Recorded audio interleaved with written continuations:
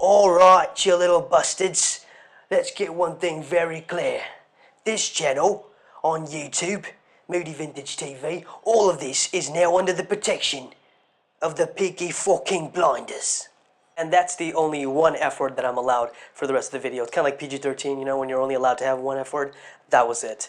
That was basically it. Welcome, ladies and gentlemen, to the Moody Reel. This is where I review new movies, and new television shows, and new seasons of television shows. And it is the newest season, season 4 of Peaky Blinders, or series 4 if you're in the UK. The show originally aired a while back in England on BBC 3, but now it's available on Netflix.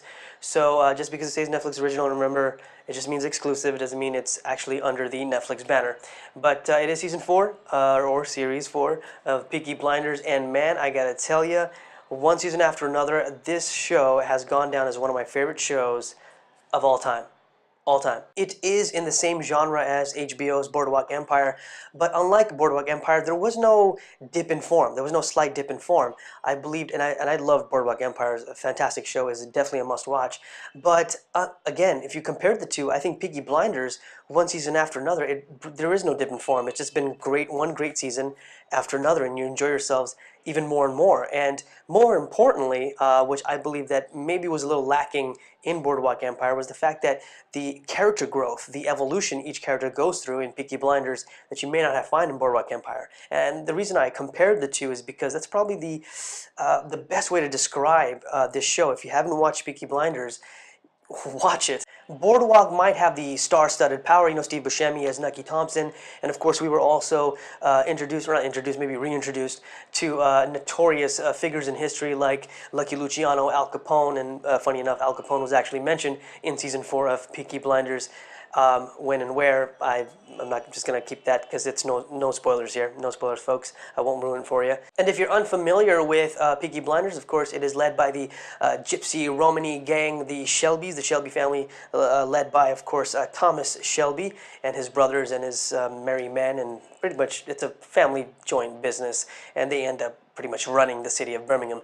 And that's not Birmingham, Alabama, it's Birmingham in England, okay? This is a British television show about a British time in history and British characters. And just like any other crime drama, you're going to have your twists and turns. But for Peaky Blinders, I think it was just overall just better executed than what you might have seen in Boardwalk Empire. That's saying a lot because the production level on that is just amazing. And of course, the actors that you saw on Boardwalk Empire, amazing as well, performances and all that stuff. But I think the overall, after, you know, season after season, near the end, Boardwalk Empire sort of slipped slowly down, and even though it ended in a somewhat okay note, I don't think it gave justice to the beginning of the first couple of seasons of that series. But here in Peaky Blinders, you've got the right amount of pretty much everything. We're talking about direction, cinematography, the performances, unbelievable. Of course, led by Cillian Murphy, who plays Thomas Shelby, and his supporting crew. But more importantly, on top of the great performances and the characters evolving, is the thrill. The thrill factor in this is so much more, and it's so much.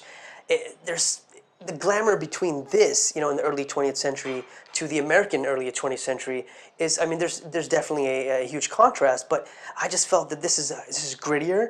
This feels just a little bit more raw, and it doesn't always have to be pretty to glorify this type of crime lifestyle the Shelbys are living, and not just the Shelbys, but anyone who, you know, who is involved in that, you know, underworld kind of, you know, crime lifestyle. And as much as I loved season 4, there was one thing that really just totally turned me off, was the fact that, and it's sad because Adrien Brody, who is the newest cast member for season 4, the Academy Award winner Adrien Brody, that same one, he plays as a you know, the guy part of the mafia, the Black Hand, the La Cosa Nostra, and you know, he plays an Italian mobster, or to be more specific, part of the Sicilian mafia family in New York. He comes over.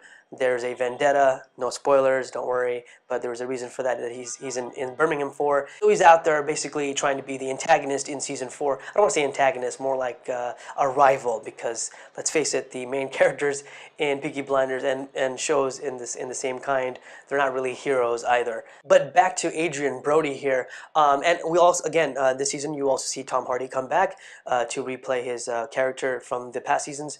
But Adrien Brody, man, I wish they hadn't done this. He tries to do his best impersonation of Marlon Brando in The Godfather, It literally felt like he was trying to do a knockoff version of Vito Corleone.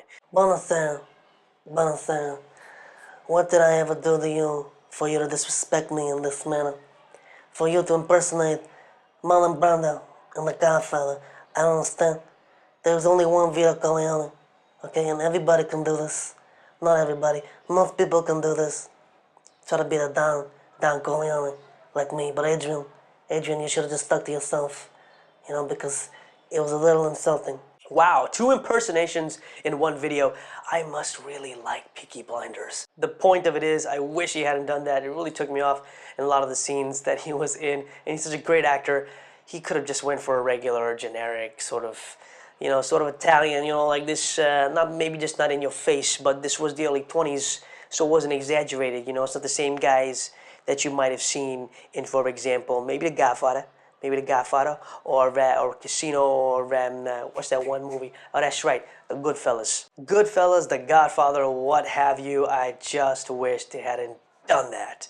That's my only gripe for season 4. But apart from that, overall fantastic season. If you guys haven't watched Peaky Blinders, just go to Netflix now. Netflix has all the seasons. You can binge it. It is highly recommended. It's one of my favorite shows of all time. Go check that out. So season 4 gets a big thumbs up from me. I hope you guys enjoyed my thoughts on season 4 Peaky Blinders. And as usual, please like, share, and subscribe. Come back more here on the Moody Reel. This is where I do it, baby. It's what I do because I love doing it. And I love that you guys keep coming back. And please share. Please share. You don't have to share. You don't have to like. Don't like. But please share. And if you haven't subscribed, subscribe already, okay? All right? Until next time, guys, I'll catch you right here on Movie Vintage TV. Y'all have a good time at the movies or at home watching movies or TV shows like I do, okay? I do it all the time. It's fantastic. It's my life. I love it.